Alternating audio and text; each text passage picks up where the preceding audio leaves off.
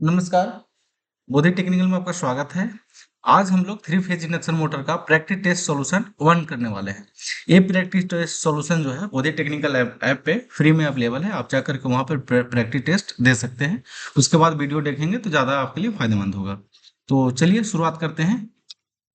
आज का जो पहला प्रश्न है वो है किस कारण से स्लिप रिंग इंडक्शन मोटर में रियोस्टेट संयोजित किया जाता है। ठीक है, ध्यान रखिएगा, ये जो वीडियो बनाया जा रहा है, वीडियो का सीरीज जो बनाया जा रहा है वो सिर्फ प्रैक्टिस पर्पस के लिए बनाया जा रहा है। अगर आपको इसको डिटेल में समझना है तो इसके जो पहले भी इसके पहले जो है वीडियो जो है ये डाला हुआ है जिसको डिटेल में समझाया जा रहा है। ये सिर्फ प्रैक्टिस के लिए कि अगर आप प्रैक्टिस करना चाह रहे हैं, आप कम टाइम में ज़्यादा प्रश्न पढ़ना चाह रहे हैं, तो इस पर्पस के लिए वीडियो बनाया जा रहा है। ठीक है, तो ध्यान रखिएगा, ऐसा ना समझिएगा कि मैं इसमें बता नहीं पा रहा या समझा नहीं पा रहा हूँ, ऐसा नहीं है कुछ। मैं इसको प्रैक्टिस के लिए ही बना रहा हूँ। ठीक है, तो चलिए शुरुआत करते हैं। आज का प्रश्न, किस कारण से स्लिप रिंग इंडक्शन मोटर में रियोस्टेट संयोजित किया जाता है। ठीक है, ऑप्शन ए है केवल धारा को सीमित करना, प्रारंभिक धारा को बढ़ाना, प्रारंभिक धारा को घटाना और प्रारंभिक बल आघूर्ण बढ़ाना। ठीक है, एक्चुअली टाइपिंग थोड़ा सा मिस्टेक है, आप इसको समझते जाइएगा जो मैं बोल रहा हूँ। प्रारंभन बल आघूर्ण को घटाना, तो इसका जो आंसर है सी, प्रारंभिक धारा को घटाना और प्रारंभिक बल आघूर्ण बढ़ाना।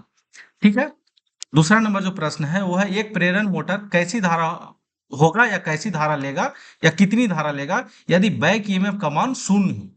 किसी भी प्रेरण मोटर में अगर बैक ईएमएफ का मान शून्य हो तो धारा कितना लेगा या कैसे लेगा। ठीक है, ऑप्शन ए है अधिक धारा लेगा, शून्य धारा लेगा, कम धारा लेगा, बंद धारा लेगा। तो इसका आंसर ए है कि इंडक्शन मोटर अधिक धारा लेगा। ठीक है, आगे हम बात करते हैं प्रश्न नंबर 3, किस गति पर थ्री फेज प्रेरण मोटर का रोटर सदैव चलता है। किस गति पर थ्री फेज प्रेरण मोटर का रोटर सदैव चलता है, तो वो चलता है तुल्यकालिक गति से कम पे। ऑप्शन ए है तुल्यकालिक गति पे चलता है, तुल्यकालिक गति से कम पे चलता है, या नहीं सॉरी तुल्यकालिक गति से अधिक पे चलता है। ऑप्शन सी है तुल्यकालिक गति से कम पे चलता है या शून्य पे चलता है। तो इसका ऑप्शन जो है सी आंसर है।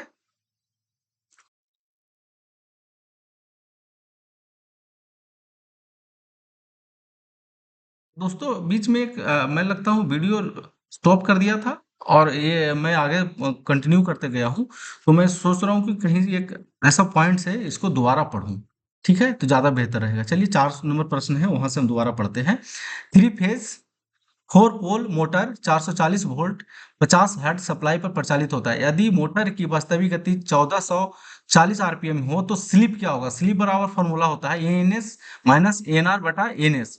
ठीक है, एनएस और एनएस बराबर जो फॉर्मूला होता है 120 एफ बटा पी। इससे आप एनएस और जो है एनएस कैलकुलेट करेंगे और इसको आप यहाँ पे पुट कर देंगे एनएस को, और एनआर बराबर आपको फॉर्मूला दिया हुआ है, इससे स्लिप निकल जाएगा। इसका आंसर जो है आंसर है 4%। एक्चुअली हमको शायद लग रहा है दोबारा हो रहा है, लेकिन कोई बात नहीं, आपको दोबारा अगर हो जाएगा तो प्रैक्टिस ही होगा, कोई दिक्कत नहीं है। मुझे समझ में नहीं आया कि मैं कहाँ पे रिकॉर्डिंग बंद कर दिया हूँ, कुछ समझ में नहीं आ रहा है, तो मैं पीछे से फिर से इस वीडियो को शुरू किया हूँ। ठीक है, इस कारण से थ्री फेज इंडक्शन मोटर के साथ स्टार डेल्टा और ऑटो ट्रांसफार्मर स्टार्टर प्रयोग किया जाता है। इसका आंसर है वे स्टार्टिंग के समय पूर्ण लोड धारा का 5 से 7 गुना लेती है। ठीक है, आगे है 6 नंबर, निम्नलिखित किस विधि द्वारा प्रेरण मोटर की गति परिवर्तन किया जाता है। तो इसमें आंसर इसका है उपरोक्त में से सभी ध्रुव की संख्या परिवर्तित करके, आर्मेचर प्रतिबाधा नियंत्रण करके, फ्लक्स नियंत्रण करके, इस सभी को के द्वारा जो है इसका गति को परिवर्तन किया जा सकता है। 7वां नंबर है किस कारण से प्रेरण मोटर द्वारा प्रारंभन में अधिक धारा ली जाती है। ठीक है, इसका आंसर जो है शून्य विरोधी ईएमएफ, इसको बोलते हैं विरोधी ईएमएफ को बोला जाता है बैक ईएमएफ। ठीक है, बैक ईएमएफ शून्य विरोधी ईएमएफ। ठीक है, आगे है 8 नंबर किसके विरुद्ध सुरक्षा प्राप्त करने के लिए स्टार्टर में थर्मल ओवरलोड रिले लगाया जाता है। तो इसका आंसर है अधिक धारा। ठीक है, आंसर सी है इसका अधिक धारा। 9 नंबर जो प्रश्न है वो है थ्री फेज इंडक्शन मोटर के किस भाग को एसी सप्लाई दी जाती है। तो वो है स्टेटर, स्टेटर में एसी सप्लाई दी जाती है। अगला है 10 नंबर, जहां से हम शुरू किए थे फिर हम वहीं पे आ गए हैं। चलिए कोई बात नहीं, यहाँ से फिर हम थोड़ा सा डिटेल में चलने की कोशिश करेंगे। किस व्यंजन से कम प्रेरण मोटर की वास्तविक गति प्राप्त करते हैं। तो इसका है NS ब्रैकेट में है 1 माइनस एस, ये जो फॉर्मूला होता है रोटर स्पीड बराबर होता है। ठीक है, इसका आंसर है सी। आगे है, रोटर की कॉपर हानि पर क्या प्रभाव पड़ेगा यदि मोटर की सप्लाई आवृत्ति बढ़ाई जाए। ठीक है, फिर से सुनिएगा, रोटर की कॉपर हानि पर क्या प्रभाव पड़ेगा यदि मोटर की सप्लाई आवृत्ति बढ़ाई जाए। ऑप्शन ए है शून्य हो जाएगी, बी है कम हो जाएगी, सी है कोई प्रभाव नहीं पड़ेगा, डी है इनमें से कोई नहीं। तो इसका आंसर है सी, कोई प्रभाव नहीं पड़ेगा, क्योंकि फ्रीक्वेंसी पर कॉपर लॉस डिपेंडेंट नहीं करता है। फ्रीक्वेंसी पे आपका eddy current loss, hysteresis loss जो है, जिसको आयरन लॉस बोला जाता है, वो डिपेंड करता है, कॉपर लॉस डिपेंड नहीं करता है। ठीक है, अगला है 12 नंबर, निम्नलिखित में से किस बात पर विचार करना चाहिए जब हम मोटर का चयन करते हैं।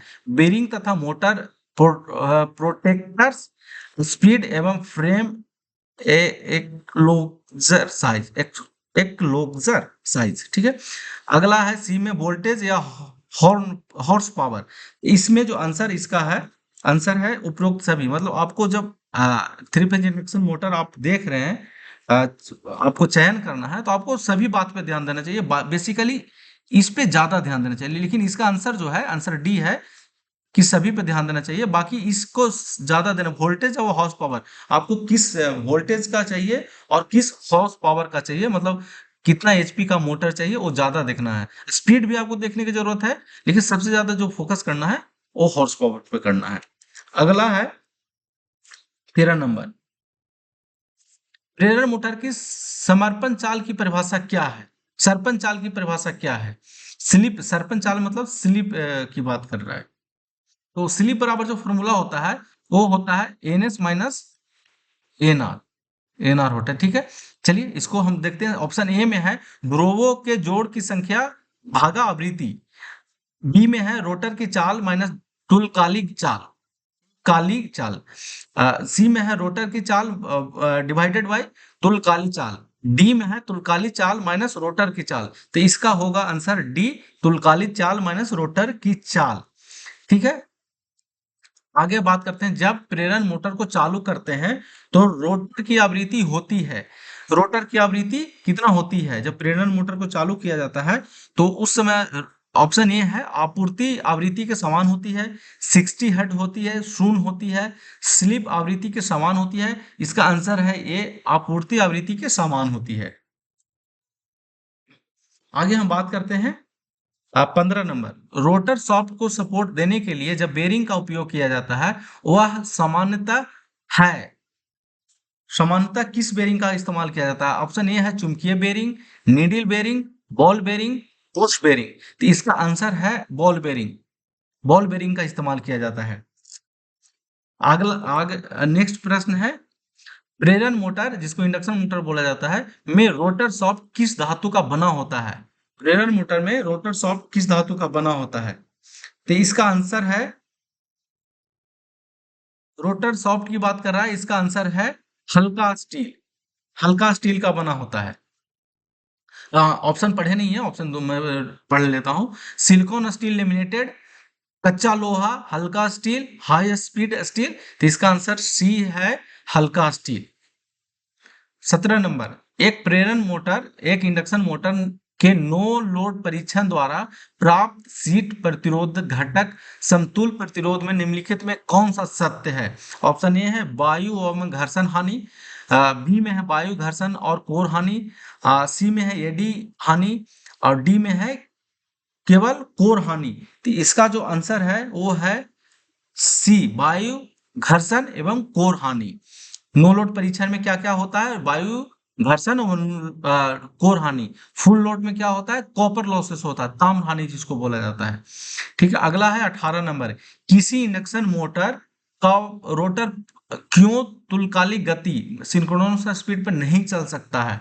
ऑप्शन ए है क्योंकि वायु घर्षण एयर फ्रिक्शन ऐसा करने से रोकता है, बी है क्योंकि लेंज के नियम का उल्लंघन होगा, सी है क्योंकि फिर रोटर टॉर्क शून्य हो जाएगा, डी है क्योंकि इंडक्शन मोटर सिंक्रोनस मोटर बन जाएगी।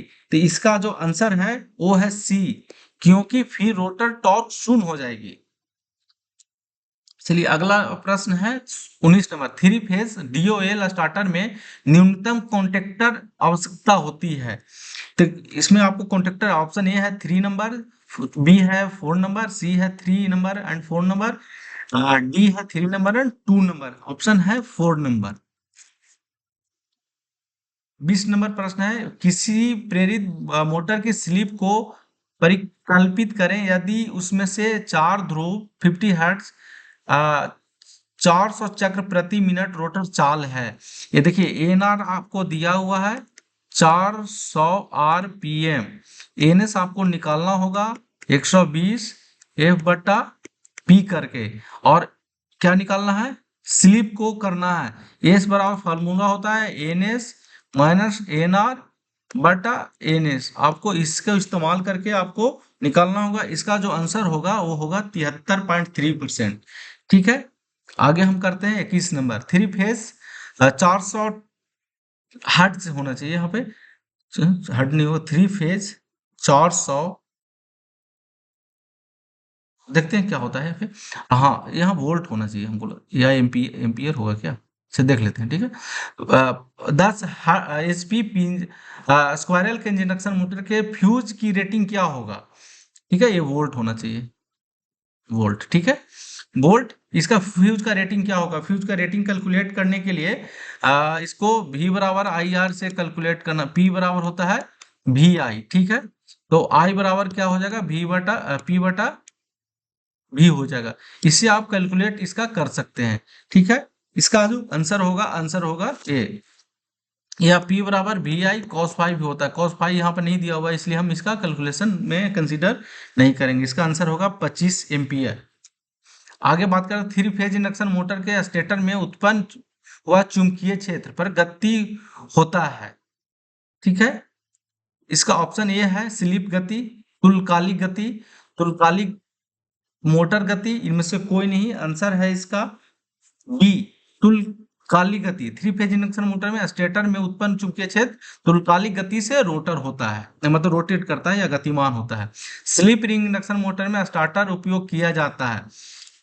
ये है automatic star delta starter, star delta starter, rotor प्रतिरोध स्टार्टर, डी ओवल स्टार्टर। स्लिप रिंग में सिर्फ जो प्रयोग किया जाता है, इसका आंसर जो है, पहले आंसर बता देना हूँ, रोटर प्रतिरोध। रोटर प्रतिरोध जो स्टार्टर है सिर्फ स्लिप रिंग इंडक्शन मोटर में प्रयोग किया जाता है, क्योंकि रोटर में आप प्रतिरोध स्लिप रिंग इंडक्शन मोटर में ही कनेक्ट करेंगे। चलिए आगे बात करते हैं हम 24 नंबर। यदि इंडक्शन मोटर पर पूर्ण भार से अधिक भार डाल दिया जाए तो इसकी स्लिप बढ़ने के साथ साथ, ऑप्शन ए है शक्ति गुणक भी बढ़ता है,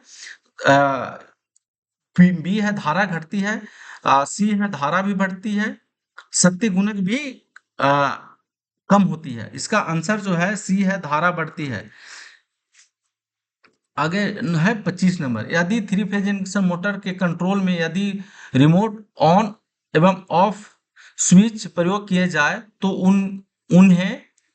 इन्हें ऑप्शन ए है वर्तमान स्विचेज के श्रेणी क्रम में जोड़े, बी है वर्तमान स्विचेज के समानांतर क्रम में जोड़, सी है ऑन स्विच को वर्तमान ऑन स्विच के समानांतर क्रम में तथा ऑफ स्विच को वर्तमान ऑफ स्विच के श्रेणी क्रम में जोड़ें। ऑप्शन डी है ऑफ स्विच को वर्तमान ऑन स्विच के श्रेणी क्रम में तथा ऑफ स्विच को वर्तमान ऑफ स्विच के समानांतर क्रम में जोड़ें। इसका जो आंसर है सी, ऑन स्विच को वर्तमान ऑन स्विच के समानांतर क्रम में तथा ऑफ स्विच को वर्तमान के ऑफ स्विच क्रम के श्रेणी क्रम में जोड़ें। आज का हमारा जो 25 प्रश्न का जो सेट है वो कंप्लीट हो चुका है। अगर मेरा वीडियो अच्छा लगा होगा, प्रैक्टिस सेट आपको अच्छा लगा होगा, मैं इसको कोशिश किया कि डिटेल में नहीं जाया जाए, कम समय में किया जाए, तो भी आपका 14 मिनट लग गया है। ठीक है, जब हम डिटेल में जाकर के बनाए थे इस वीडियो को तो लगभग हमको 50 मिनट लगा था। 25 क्वेश्चन को सोल्व करने में कितना, 50 मिनट लगा था। तो इसी प्रकार का हम जो है एक रिपीट जो है प्रैक्टिस जो है सीरीज करने वाले हैं, जिसमें हम सिर्फ प्रैक्टिस कराएंगे, रिवीजन कराएंगे बेसिकली। ठीक है, तो चलिए अगर मेरे चैनल पे नए हैं तो चैनल को सब्सक्राइब करिए। आज के लिए इतना ही, मिलते हैं नेक्स्ट सीरीज में। Thank you.